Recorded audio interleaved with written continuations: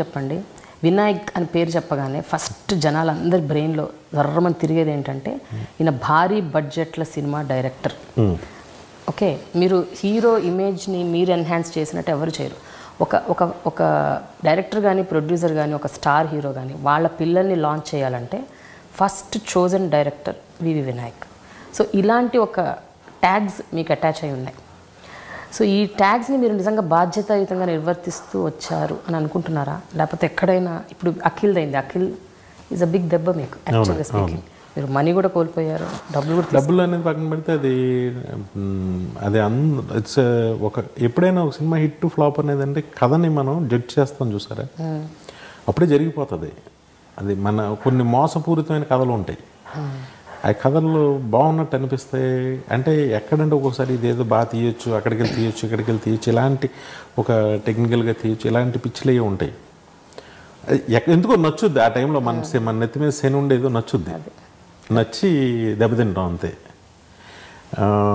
ఒకటైతే చెప్తా ప్రేమ గారు, హిట్ సినిమాకి ఫ్లాప్ సినిమాకి కష్టపడే దాంట్లో తేడా ఏమి ఉండదండి.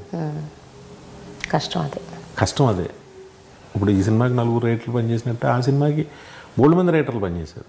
ఇప్పుడు ఇదే పరుచు వెంకటేశ్వర గారికి కథ చెప్పాం, వెలుగొండ శ్రీనివాస్ కథ ఉంది, కోన వెంకట్ కూర్చున్నాడు, ఇంకొక 2-3 రైటర్స్ని కూర్చోబెట్టాం, అన్నీ జరిగినాయి, అన్నీ చేసాం, అంతా రాయించాం, అన్ని వెర్షన్లు రాయించాం. కష్టంలో ఎక్కడ తేడా లేదు, కరెక్ట్, రిజల్ట్లో తేడా అంతే.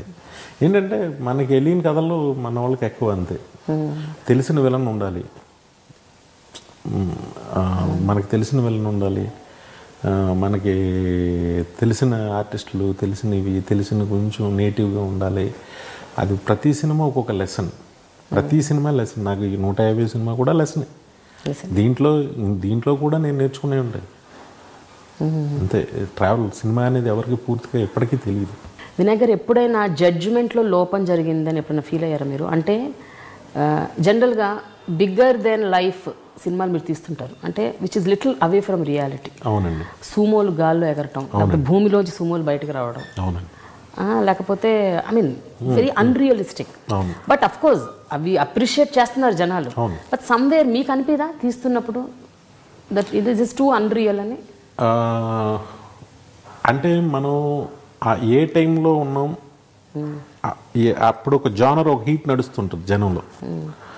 అప్పుడు సపోజ్ నేను ఆ సీన్స్ తీసేటప్పుడు ఫ్యాక్షన్ సినిమాకు ఒక క్రేజ్ ఉండేది ప్రజల మైండ్ ఒక అన్రియలిస్టిక్ థింగ్స్ చూడటానికి ప్రిపేర్ అయి ఉంటారు. ఓకే, అప్పుడు ఆ టైంలో ఏది ఆ హీట్ నడుస్తున్న టైంలో. ఇప్పుడు తీస్తే ఒక రీజన్ లేకుండా తీస్తే ఇప్పుడు జనం చీ కొడతారు. ఓకే, అంటే మారిపోయింది. ఈ 10 సంవత్సరాల్లో కొంచెం అప్డేట్ అయిపోయారు, వాళ్ళతో పాటు మేము అవ్వాలి. ఓకే, ఇప్పుడైతే తీయను నేను. అప్పుడు ఆ హీట్ ఉంది, ఆ ఇది ఉంది, అలాంటివి చూడడానికి ఇష్టపడే మూడ్ ఉంది, తీసే. బట్ ఆ తీసిన తర్వాత కూడా ఒక 3-4 ఏళ్లకి మీరు కొంచెం ఫీల్ అయ్యారట కదా కొన్ని సీన్స్, నేను ఇదేంటి ఇలా తీసాను అని. నేను అలా ఫీల్ అయ్యాను. చెన్నకేశవరెడ్డి, సాంబా, అసలు చెన్నకేశవ నో రిగ్రెట్స్. చెన్నకేశవరెడ్డిలో మై బెస్ట్ వర్క్.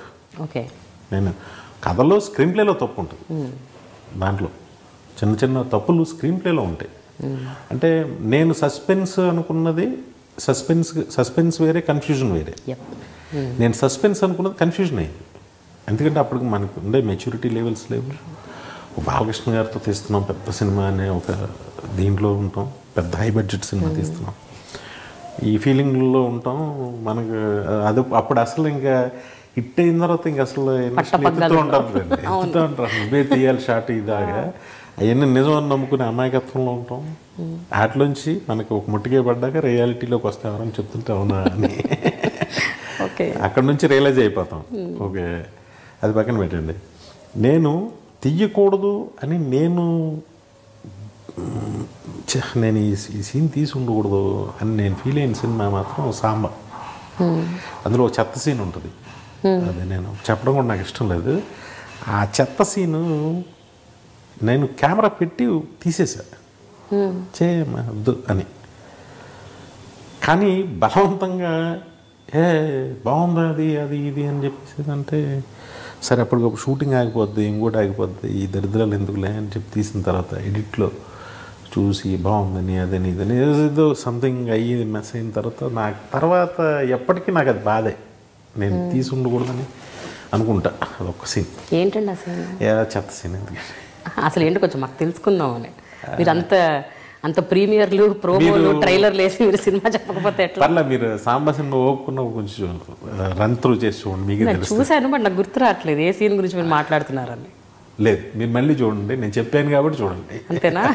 నా నోటితో నేను చెప్పడం ఇష్టం లేదు. ఓకే. దాంట్లో ఎంతో మంచి థీమ్ అండి, చదువు గురించి మంచి డైలాగ్స్ ఉంటాయి, మంచి కాన్సెప్ట్ ఉంటుంది, బాగుంటుంది. బట్ అదొక్కటే ఎంత మంచి ఒక మంచి సినిమాలు ఇది దరిద్రం, ఇది లేకపోతే బాగున్నాయి అని ఉంటుంది. సో అప్పుడప్పుడు అనుకుంటుంటారు ఎప్పుడైనా జడ్జిమెంట్లో నేను ఒక్కోసారి తప్పు చేస్తాను, రీథింకింగ్ అంటే అది జనరల్గా రియలైజేషన్ సినిమా ప్రాసెస్లో వస్తుందండి, పోస్ట్ రిలీజ్ వస్తుందా మీకు అటువంటిది? అంటే ఇది చేయకూడదు, తీసేయాలి అని. తీసేయాలని పోస్ట్ రిలీజ్లో మనకి ఎడిటింగ్ రూమ్లో తెలిస్తే మనం అక్కడే తీసేస్తాంగా. రిలీజ్ అయిన తర్వాత దాని రిజల్ట్ చూసి ఎందుకు అయ్యి ఉంటుంది అనే మళ్ళీ ఎక్సర్సైజ్ చేసుకుంటూ ఉంటే అప్పుడు తెలిస్తే